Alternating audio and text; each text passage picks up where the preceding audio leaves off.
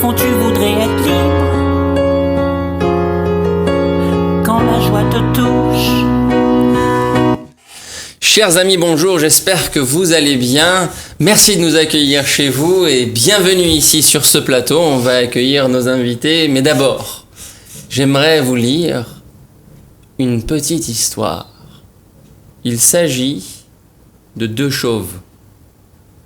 Deux chauves, un jour. Deux chauves dans un coin virent briller certains morceaux d'ivoire. Chacun d'eux veut l'avoir.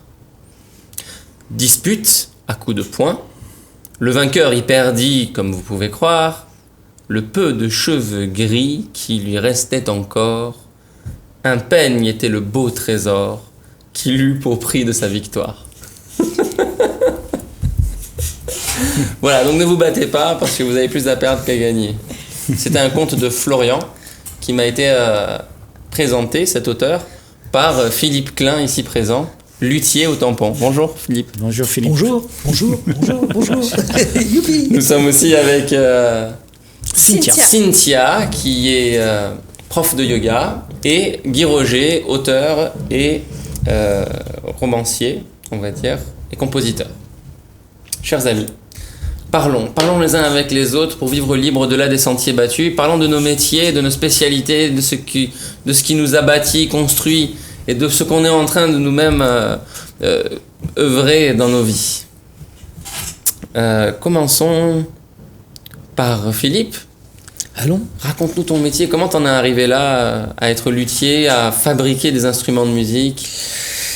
Alors, famille nombreuse, enfant du milieu. Alors, quand c'était avantageux, j'étais grand. Quand c'était très embêtant, j'étais petit. Et puis, ça dépend de quel côté on se met, hein. Parce que si on prend ça dans l'autre sens, quand c'était avantageux, j'étais petit. Et quand c'était très embêtant, j'étais grand. D'accord. Et puis, un jour, j'ai eu une guitare entre les mains, une guitare chinoise. Je crois qu'elle était un peu pliée parce que le bois était d'une banalité, blanc partout. Bon, et puis, mais elle avait une qualité, c'est que lorsque je tenais cet objet contre moi, très près de moi, comme ça, j'entendais un son et j'étais persuadé que les autres n'entendaient pas ce même son. Et que c'était moi qui entendais le plus joli son de ma guitare. Bon. Et puis j'ai grandi et voilà, j'avais des potes à Paris, on allait dans les folk clubs, on passait des soirées mémorables et ils arrivaient toujours avec des super guitares, des Gibson, des Martin, des Gibb, des tas de choses comme ça et moi j'étais toujours avec ma guitare chinoise complètement anonyme et puis quand j'entrais dans ma banlieue, j'essayais un petit peu de l'améliorer à ma façon avec les moyens que j'avais et du coup j'avais toute une réflexion sur cet objet qui au début était une réflexion très visuelle sur l'apparence de l'objet, et puis en fin de compte, je me suis aperçu que c'est pas parce que je lui faisais une jolie robe ou que je peignais des fleurs dessus, parce que c'était l'époque, on approchait de 68 et tout, youpi, que j'allais améliorer le son de ma guitare, et qu'en fin de compte, c'était vraiment le son. Une notion complètement fugace, qu'il faut vraiment vivre sur le moment, au moment où elle est là, et puis pouvoir après garder en mémoire pour pouvoir le répéter, en reparler, le recommencer. Et donc, je me suis bien aperçu qu'il fallait que je m'intéresse à d'autres objets, mais j'avais toujours ce regard sur ces autres objets, comment ces objets pouvaient-ils fonctionner, comment je pouvais les améliorer et qu'est-ce que je pouvais en tirer par rapport, effectivement, à la musique, à la chanson qu'il m'apportait, quoi. Et donc, petit à petit, comme ça, un jour, dans une maison de jeunes, j'ai un prof de dessin qui m'a dit « Tiens, voilà une adresse, tu vas aller voir, tu verras, ça va t'ouvrir l'esprit. » J'y suis allé et j'ai travaillé pendant 15 ans avec des physiciens acousticiens dans un atelier en plein centre de Paris. Et j'avais tout à ma disposition. Et j'ai très vite compris que on ne nous apprend pas, on apprend tout seul. Et vraiment, ce qu'on retient et ce qui est nous-mêmes, c'est ce qu'on apprend tout seul. Ça passe à côté de nous, on s'en imprègne parce qu'on y est sensible, et c'est à nous. Ouais, c'est beau ce que tu dis là, c'est bon. Ouais. J'aime bien ça. Très récemment, il y a une maman qui posait une question à une assemblée. Elle disait que mon enfant est à l'école, j'aimerais le faire sauter de classe parce qu'il est au potentiel, mais la prof ne le reconnaît pas son génie, etc. Et donc elle demandait conseil aux parents qui étaient là. Et moi je lui dis, enlève-le de l'école et mets-le chez quelqu'un qui fait un vrai métier. Elle me dit, mais comment ça? Je lui dis, c'est très simple. Un vrai métier, genre luthier, menuisier, charpentier, un truc où il va voir, il va sentir la chose. Il va dire mais non, mais je pense que c'est trop tôt. Je dis bah c'est sans doute que votre enfant n'est pas un génie ou que vous ne croyez pas à son génie. Mais qu'est-ce qui vaut le mieux? Qu'il ait cette connaissance, ce savoir-faire, qu'il vient en regardant, en observant, ou alors juste de sauter une classe pour faire votre bonheur de maman orgueilleuse. Elle a dû apprécier.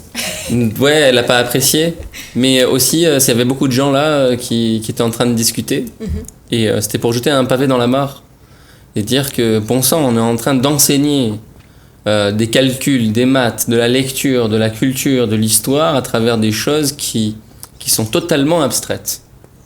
Allez voir Philippe Klein dans Salutri et posez-lui la bonne question. Parce que moi j'ai passé 1 heure à lui poser des mauvaises questions et il m'a dit tu poses que des questions sur l'affect. Pose sur la technique, pose sur l'ingénierie de la chose. Je dis très bien à quoi on voit une guitare, comment est-ce qu'une guitare est fabriquée. Il me dit bah, très bien, il faut que tu la décomposes, que tu regardes les différentes parties, l'histoire de ces parties, parce que l'instrument qui est là, ben, il a chacun des éléments a une histoire pour arriver à ce résultat. Et si tu arrives à le reconnaître, tu arrives à le connaître et savoir comment le monter les uns avec les autres. Et à un moment donné, il me dit, tu vois tout ça? Et ça rejoint ce que Guy souvent m'a rappelé. Et ce que peut-être toi, tu confirmeras dans le yoga. Il me dit, mais Farzad, au fond, ça sert à rien d'en parler. Faut le faire. C'est fini. C'est ça, parce qu'on apprend des principes, des positions, des alignements, des postures, mais en fait, tant que tu l'as pas pratiqué dans ton corps ou mis en pratique avec la matière, ça reste un concept complètement fictif, effectivement. Parler de yoga et faire du yoga, c'est différent. Oui. Parler de cheval, faire d'un cheval en bois à bascule et aller sur un vrai cheval, c'est différent. Et parler de la joie, parler de la liberté, c'est différent aussi quand tu ne le vis pas. Ouais. Parce que je crois que la seule chose qu'on a, qui est vraie en chacun d'entre nous, c'est ça. C'est notre bien-être, notre joie d'être. Et c'est la seule chose qu'on a pour nous. Ouais. Et personne ne peut nous le donner. Peu importe où tu vas dans toute la planète Terre, peu importe si tu rencontres le plus grand gourou, le plus grand Dieu, personne ne peut te donner ça. C'est toi qui l'as. Oh, on vit une ère de l'histoire de l'humanité où on en parle beaucoup. On parle des philosophies, du développement personnel, de tout ça. On va parler des musiciens super célèbres, mais on va parler des yogis, des maîtres, des techniques de yoga ici et là. Mais de ceux qui le font vraiment de façon concentrée, de façon sérieuse, il y en a quand même très peu. Moi, j'aurais une question à vous poser, chacun de vos disciplines respectives. Comment est-ce qu'on pourrait inviter cette société, inviter les personnes à venir, aimer, prendre plaisir à rentrer dans la pratique? Qu'il arrête de courir à chercher la futilité. Parce qu'il n'y a que de la futilité, en fait. On court après tout ce qui est futile et qui nous donne une satisfaction immédiate. Mais après, il faut encore et encore. Et jamais on en a assez. Et un jour, tu arrives devant la tombe, tu poses la question, tu te dis, mais merde, mais c'est quoi vivre alors? Il faut le vivre. Et tout ça, il n'y a rien d'autre que sa propre vie, être soi. Donc, et ça, c'est rare, les gens qui sont vraiment prêts à être ce qu'ils sont. Sérieusement. Ouais. Donc pour toi, c'est arrêter les futilités, ne plus se disperser et s'attacher à ce qu'on a vraiment, à ce qu'on est vraiment. Non, pas s'attacher. Juste, tu peux pas t'attacher à ça, puisque tu es toi-même ça. Tu t'attaches pas à toi-même. Tu es ça. Ouais. Vivre qui tu es. Voilà, tout simplement. Et ça se trouve pas dans les livres? Non, ça se trouve pas dans les livres. Philippe, Cynthia? C'est ne pas se tromper de moteur. Hein. La concurrence, la compétition, c'est courir après quelque chose qu'on n'a pas et qu'on n'est pas, surtout, qu'on n'est pas.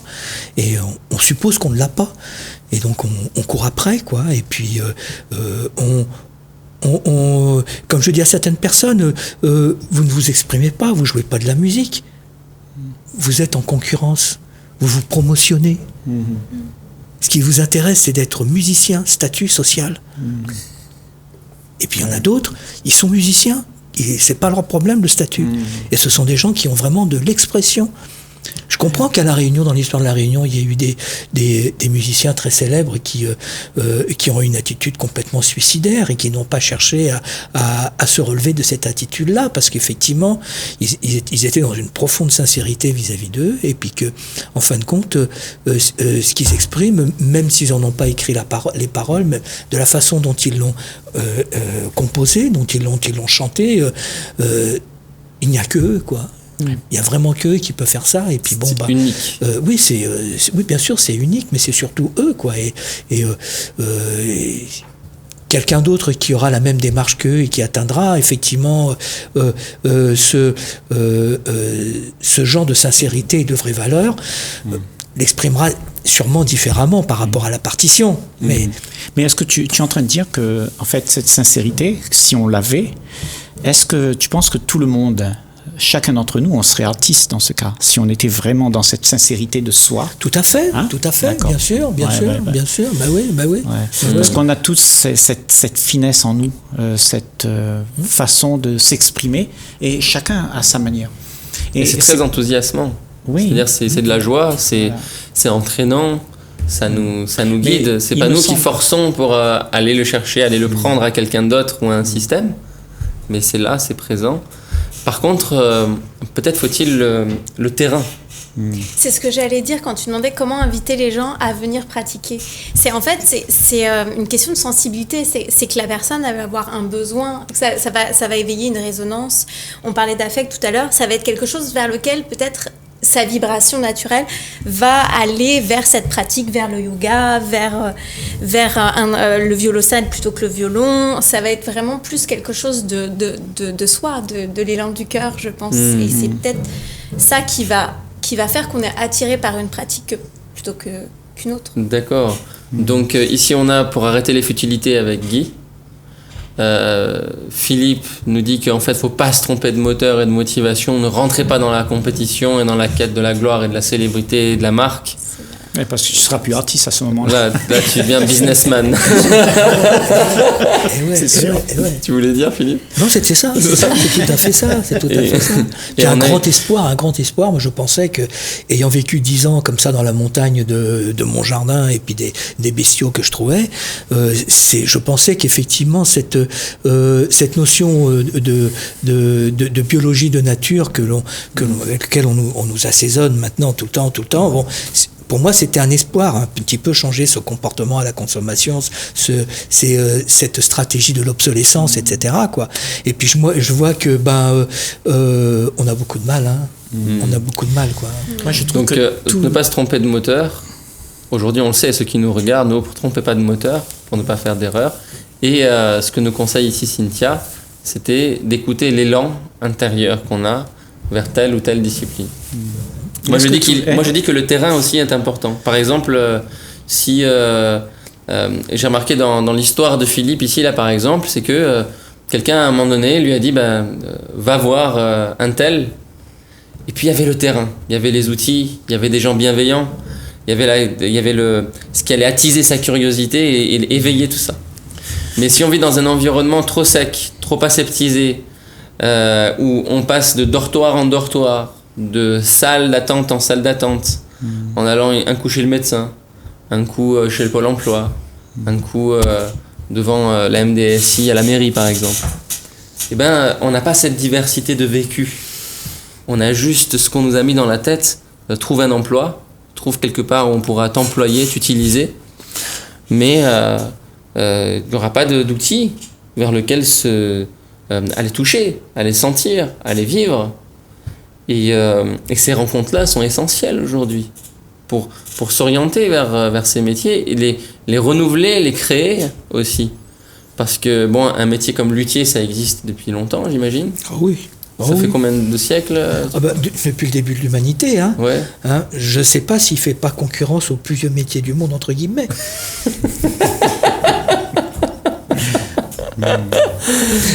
Et mais comme c'est là depuis longtemps, à chaque fois ça a su se renouveler.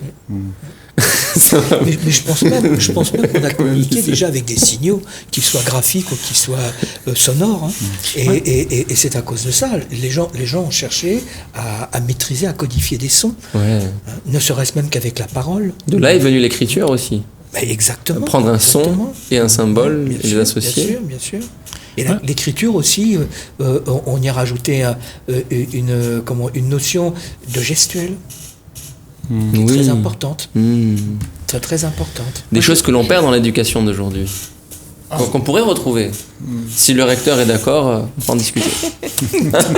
Suggestion. On se retrouve ensemble avec Luthier Klein, au tampon, avec Cynthia, maître yoga, et puis Guy Roger et Farzad Félézi. Et puis on refera pas les programmes, ils seront tels quels, parce que les programmes, on peut les changer, physique, mathématiques, lecture, ça restera le même. Mais leur domaine d'application sera différent. Avec Guy, vous apprendrez à écrire un livre, et puis à vous connaître vous-même. Peut-être pas, ou peut-être autre chose. Ou peut-être autre chose. Avec, chez le luthier Klein, Philippe Klein, vous allez pouvoir peut-être apprendre goût à construire ou réparer un instrument de musique, ou même encore vous intéresser à la partie de l'histoire de l'humanité où cette chose a été créée. Et vous allez apprendre sur l'histoire, peut-être sur la géographie. Où est-ce que cet instrument est apparu? Quand est-ce qu'il a été, où est-ce qu'il a été transformé? Et puis, chez Cynthia, ici, si vous allez la voir, vous allez pouvoir voir que peut-être que le yoga n'est pas que une gymnastique de bien-être de notre Occident du 21e siècle, mais quelque chose de beaucoup plus profond, qui va plus loin dans la conscience. Sauf que moi, je crois que chacun d'entre nous, de par son être, quand l'être, il est présent, ok, cette présence de soi qui traverse l'existence, où il n'y a personne qui dicte à cette présence, elle a déjà la connaissance de ce qui est au-delà de tout ce qu'on a pu apprendre. Elle est déjà au-delà de tout ça. Et quand on traverse l'existence avec cet état d'esprit, où on est libre de tout ce qu'on pourrait apprendre ou savoir, cet état d'esprit se plonge dans la matière et elle fait quelque chose de beau avec. Peu importe quelle matière, que ce soit une guitare, que ce soit un luth, que ce soit... Non, à chaque fois que tu es tellement sincère avec toi-même et que tu donnes de ton cœur dedans, eh ben tu vas mettre une créativité dans tout ce que tu fais, peu importe ce que tu fais, peu importe où tu es, tu vas mettre de la créativité, tu vas mettre un regard de beauté dessus. Mais ce regard-là, il est très rare à celui qui vit aujourd'hui d'avoir ce regard terriblement sincère avec lui-même. Parce qu'on a été entaché de tout ce qu'on a appris. Et tout ce qu'on a appris nous empêche de comprendre, de savoir plus loin. Parce qu'on marche avec ce qu'on a appris, et ce qu'on a appris nous ferme la porte à ce qui est neuf. Vous le ressentez comme ça, vous aussi ? Oui, complètement. Moi, dans ma pratique, par exemple, ce qui est vrai la veille n'est plus du tout vrai le jour même, et ce sera encore différent demain. Ça va dépendre de mon état d'esprit, de je sais pas, un muscle qui va être contracté, qui n'était pas la veille. Ça va vraiment... et le corps ne ment pas. C'est-à-dire que dans la pratique, l'instant... Ça va être vraiment évolutif. À chaque instant, le passé n'existe pas, le futur non plus. Seul maintenant compte mon état d'esprit, mon calme intérieur, ma gestuelle. Ça va être vraiment fugace. Wow. Et se réinventer à chaque moment, en fait. C'est ça. Ouais. Philippe, et cette aussi. invention, ça met l'âme dans toute chose. Oui, vas-y. C'est pourquoi je dis que les instruments avant, ça n'a pas d'importance. Après, non plus. Mais pendant, oui. Wow.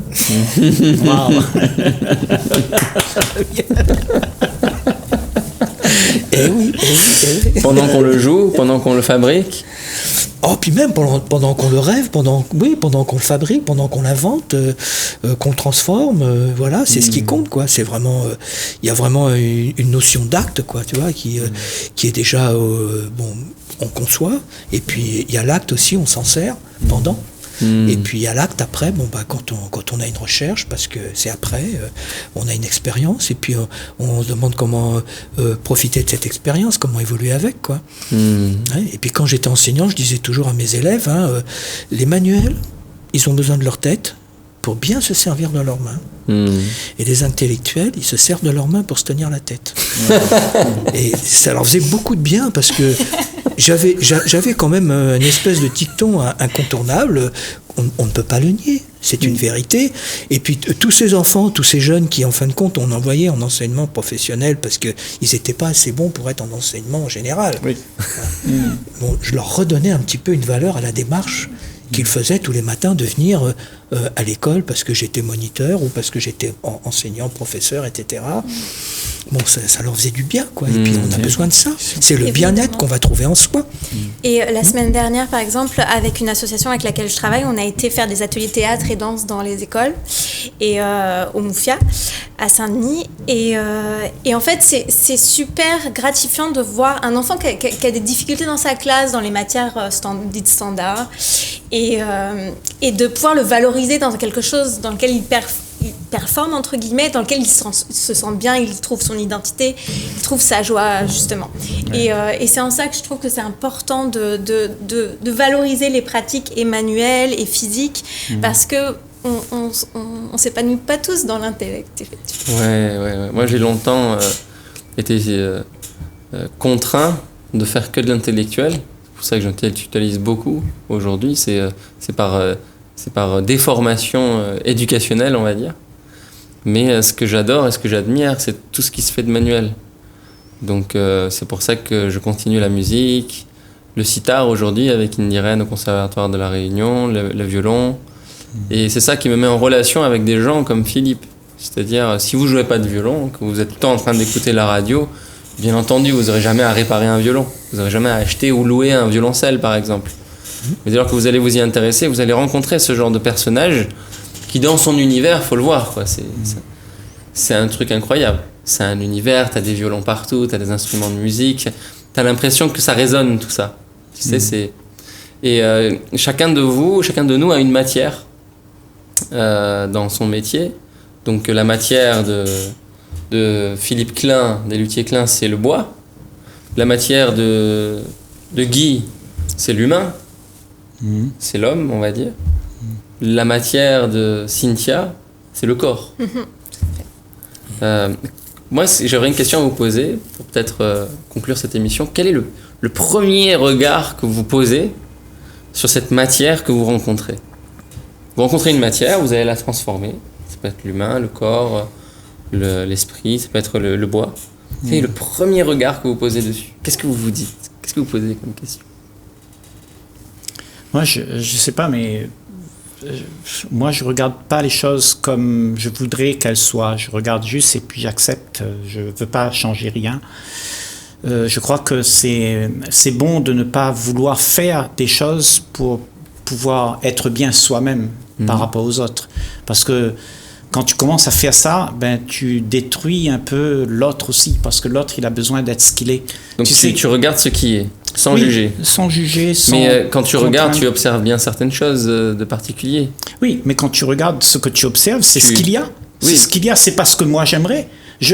Non, ma tête, elle est vide. Sans que tu regardes ce que t'aimes. Mais Non. il y a des choses que tu regardes en premier, non? Non, parce que D'accord. ce que tu vois, quand je vois deux fleurs, Oui. il y en a une qui est jolie, il y en a une qui est pas jolie, je dis pas ça c'est joli et ça c'est vilain. Oui. Deux choses Ça qui sûr. sont là. Donc un regard sans jugement. Sans jugement, aucun intérêt, aucune proposition. Ouais. C'est ce qu'il y a. C'est ce qu'il y a. Et la vie, elle est comme ça. Elle est ce qu'il y a. On peut pas dire que la vie, elle est comme moi j'aimerais. Ça n'existe pas, ça. Ouais. Ce que tu aimerais, c'est ce que tu aimerais fabriquer. Et ça n'existe pas. Ça existe dans ta tête, ce que tu aimerais. Mais ce qui existe, c'est là. Et c'est pour ça que tu me demandes comment je regarde les choses. Et c'est bien de cette manière. Comment tu regardes la matière avec laquelle tu travailles? Oui. Tu la regardes comme elle est, telle qu'elle est. Oui. Comme oui, ça oui. se présente à toi. Oui. J'aimerais bien écouter, avant qu'on arrive à la fin, comment vous regardez. Que ce soit du bois ou un autre matériau, c'est un médium. Autrement dit, ce matériau-là, grâce à lui, je vais pouvoir avoir un acte qui va me permettre d'exprimer quelque chose. Il n'y a jamais de violon pareil, il n'y a pas de guitare pareille, il n'y a pas de violoncelle pareil, il n'y a pas de deux clarinettes pareilles. Et ça, c'est très, très, très important. Il n'y en a aucun qui est pareil. Pourquoi? Parce que à partir du moment où les gens qui les ont fabriqués, ils les ont vraiment faits parce que ils connaissent leur moteur à eux, et puis qu'ils l'ont fait vraiment parce qu'ils sont bien de le faire, et que ça leur plaît. Selmer n'aurait jamais pu faire un saxophone aussi réputé si le gars il faisait ça pour gagner sa vie, entre guillemets. Hein? Ça marche pas comme ça. Buffet Crampon, pareil. Ils ont pas fait des clarinettes pour gagner leur vie ou être les premiers de l'univers à vendre des belles clarinettes. Ils ont fait des clarinettes parce que ça leur plaisait. Ça résonnait en eux. Et dans les violons, pareil. On en a une multitude de luthiers, de noms. Stradivarius, c'est une image maintenant. C'est une notion plus sociale, un stade de la compétition, et puis tout le monde violon, Stradivarius. Mais non, il y a plein d'autres gens. Il y a plein d'autres gens qui ont fait des instruments. Donc, considérer que c'est un médium, de voir que c'est quelque chose qui accueille une résonance, et c'est que c'est ça qui le fait vivre. Toi, comment tu vois la matière avec laquelle tu travailles? Je vais raisonner avec ce qu'a dit mon voisin. C'est exactement pareil avec le corps, en fait. On est vraiment tous différents. En plus, le mien, en tout cas, moi, je vais parler de mon corps quand je l'aborde dans ma pratique au quotidien. C'est-à-dire que je vais avoir beaucoup plus de compassion maintenant avec l'expérience que j'ai. Parce que je trouve que je l'ai malmenée par la pratique de la danse dans mes jeunes années, etc. Puis maintenant, je vais être plus indulgente, je vais avoir plus de douceur parce que je le connais davantage et parce qu'il m'accompagne. Et c'est en ça que tu dis que toutes les essences sont différentes, mais notre essence intérieure, l'âme et le corps sont en symbiose aussi. Donc tout ça va s'exprimer différemment au travers du corps de chacun. Merci Cynthia. Chers amis, regardez comment les choses sonnent en vous, regardez comment les choses résonnent en vous pour vivre libre au-delà des sentiers battus. Je ne sais pas qui a dit ça, que la vie était comme ça. Tu ne peux pas changer. On agit comme de vrais robots, sans raisonner sur le programme, sans la joie d'être en vie.